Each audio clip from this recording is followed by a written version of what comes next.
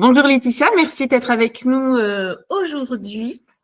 Bonjour Xavier, merci beaucoup, ça me fait plaisir d'être là avec toi aujourd'hui.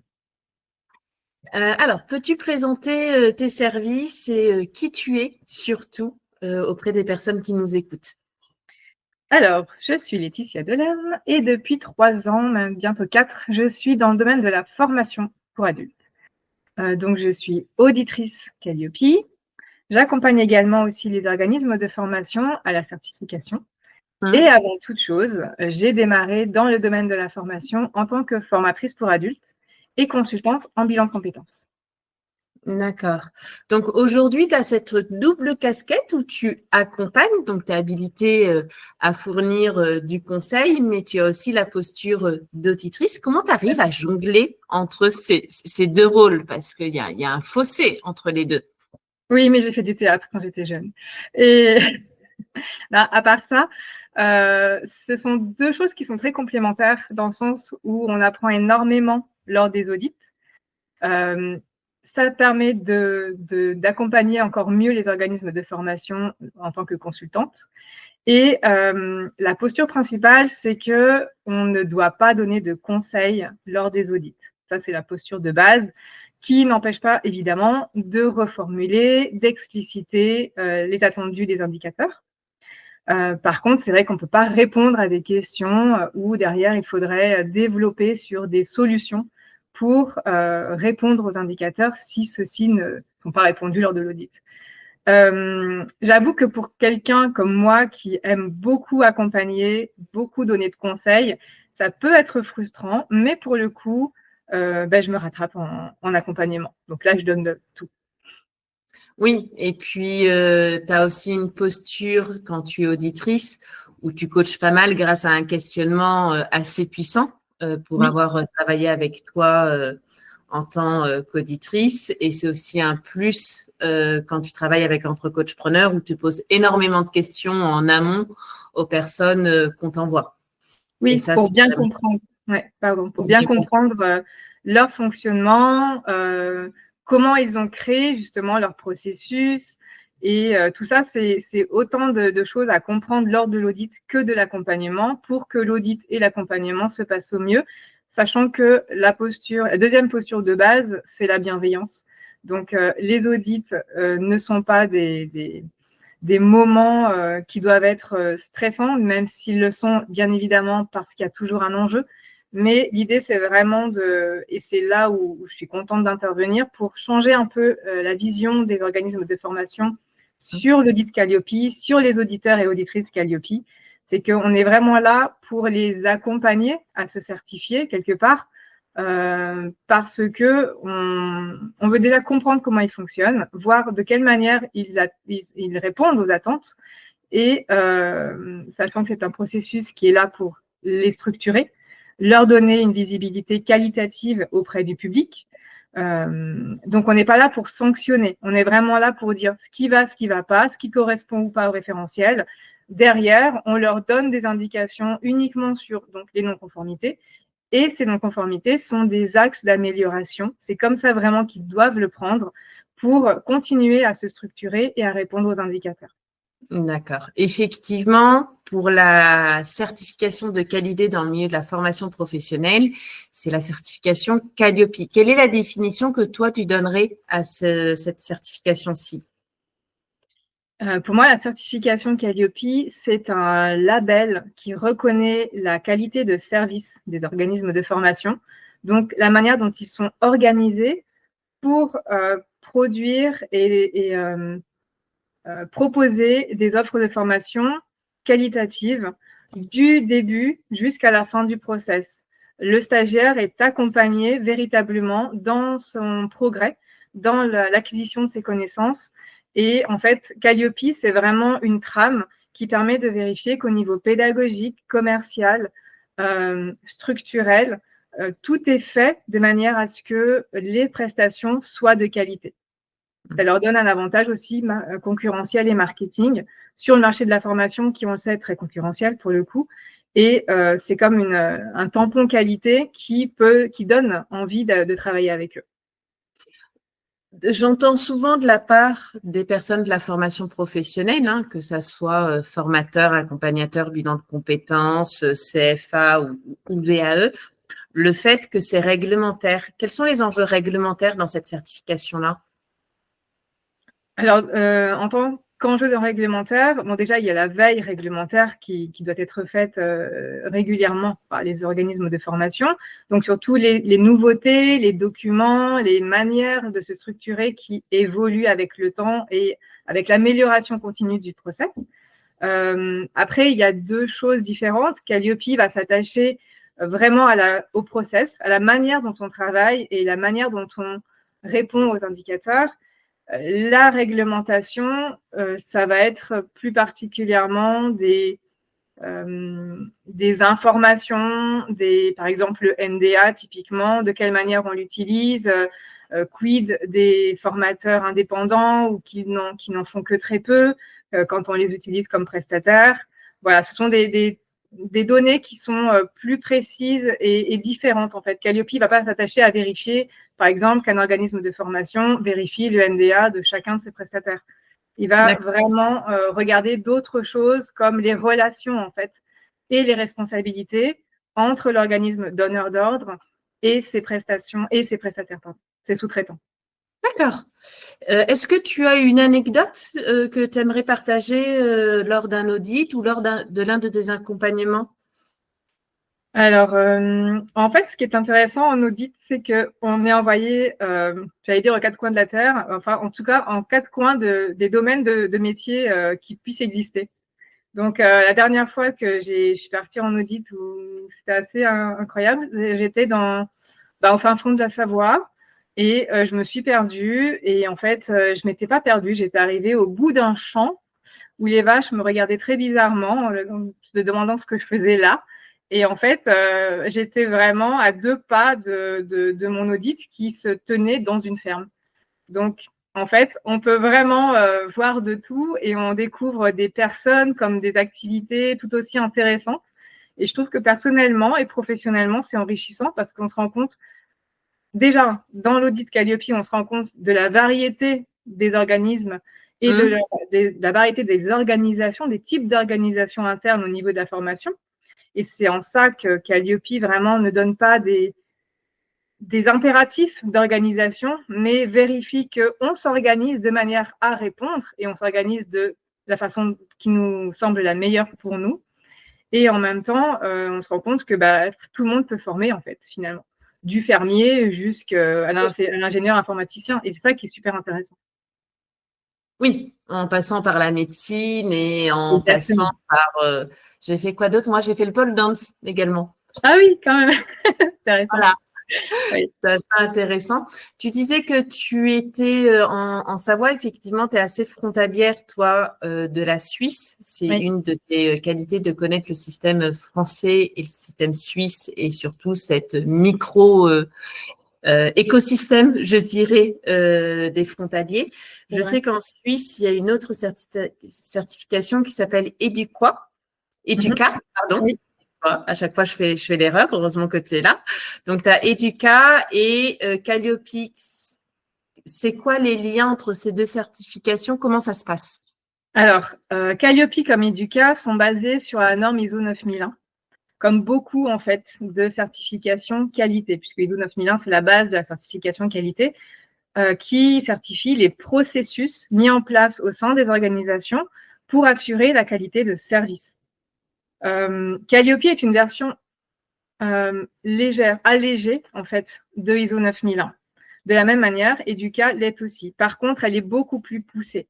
Si Calliope représente 30 à 40% des impératifs d'ISO 9001, il faut savoir que Educa représente 70% minimum des impératifs. Donc, en fait, quand vous êtes prêt à la certification Educa, vous êtes quasiment prêt à ISO 9001. Et on sait que ISO 9001, ça peut être une usine à gaz, pour les petites entreprises en tout cas. Donc, c'est vrai que Educa, c'est quand même un gros travail. Moi, j'ai accompagné quelqu'un pour préparer Educa.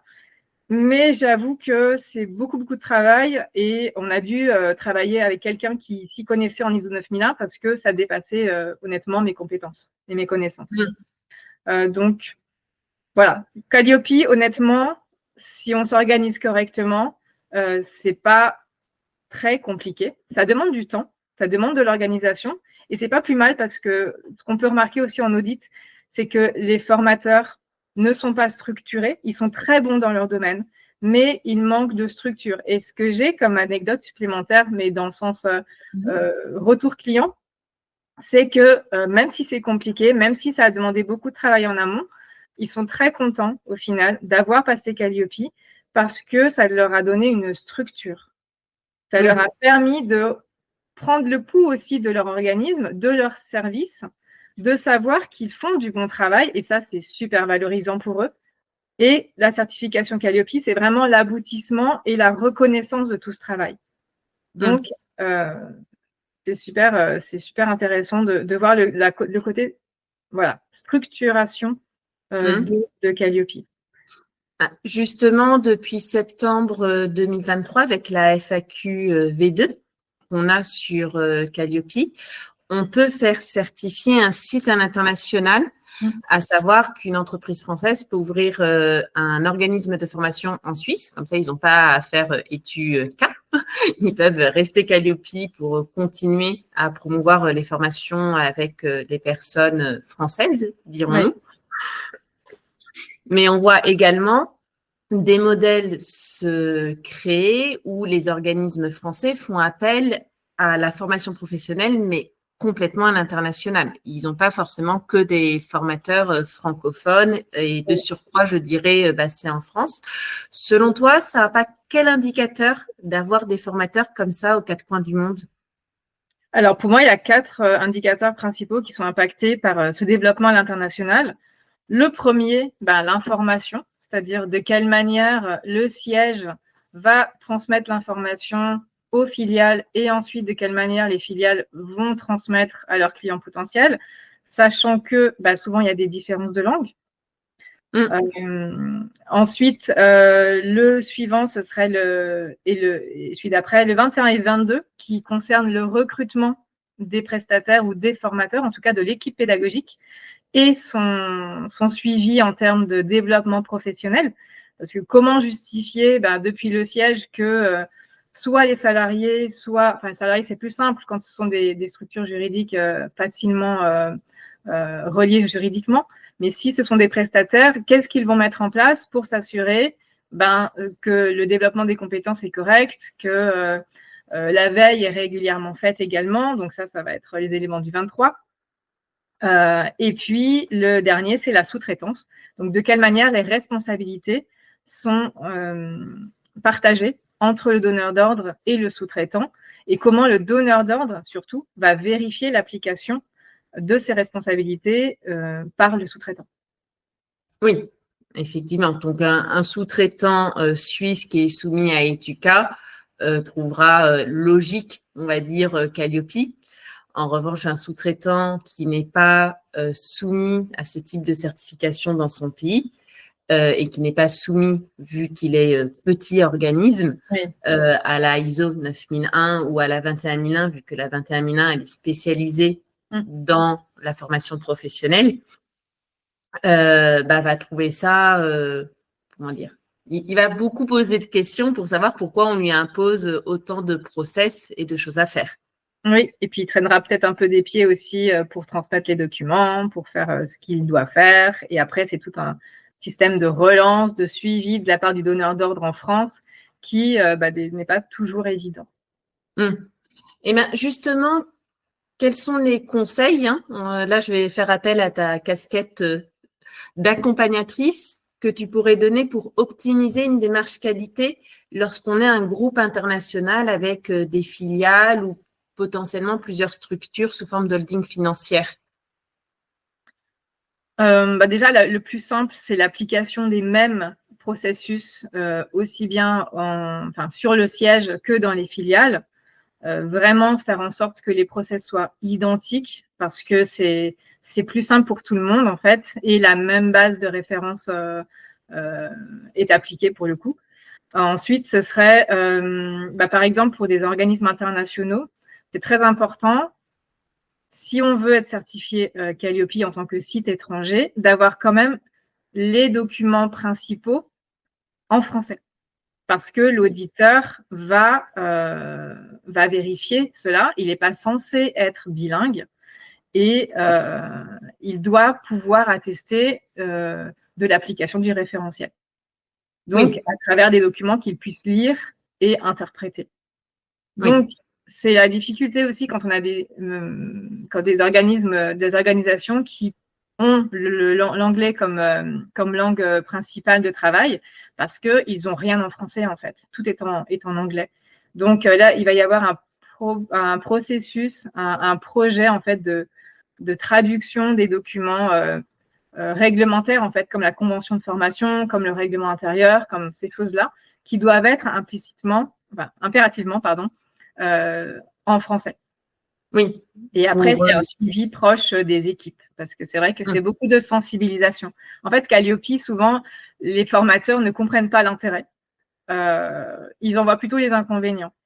Et là, il faut vraiment sensibiliser le personnel, notamment à l'étranger, garder un lien proche pour les intégrer à l'équipe, pour leur faire comprendre justement les intérêts. De toute façon, le référentiel, il s'y attache, parce que quand on parle de coordination des intervenants, c'est vraiment ça, c'est faire en sorte que tout le monde soit intégré au projet Calliope, on comprenne les tenants et les aboutissants pour que la qualité de service soit là au final.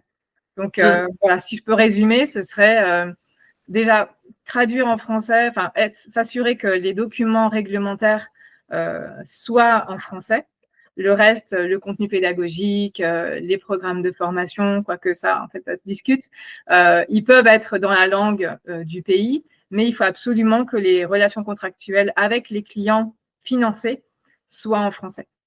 Oui, effectivement, vu que même si on peut trouver des auditeurs bilingues pour du Calliope qui puissent lire les documents en anglais, ce qui est ton cas, et heureusement qu'il y a des personnes comme toi qui existent, derrière tout le système français de vérification avec d'autres organismes d'État, eux ne parlent pas forcément français et ont besoin de pouvoir accéder aux éléments de preuve. Là, on a vu que le COFRAC allait sans doute aller lui-même auditer Calliope à partir de janvier. Wow. Et le COFRAC, moi-même, pour avoir fait l'erreur, j'avais écrit mon premier rapport d'audit en franco-anglais parce que premier audit en anglais, donc il y avait un mélange des deux langues. Et on m'a dit non, le COFRAC, il veut pouvoir lire en français, c'est plus simple pour lui. Donc voilà, si on est surveillé par le COFRAC ou même par la Caisse des dépôts, je ne suis pas du tout sûre que ce type d'organisme soit en capacité de lire des documents en anglais. Donc, quoi qu'il arrive, face aux financeurs, il faut avoir des documents en français. Tu as parfaitement raison. Eh bien, écoute, moi, je vais mettre tous tes détails en commentaire du post. Comme ça, ils pourront contacter Entre Coachpreneurs et puis moi, je ferai le lien avec toi comme on l'a toujours fait suite à une analyse de besoin.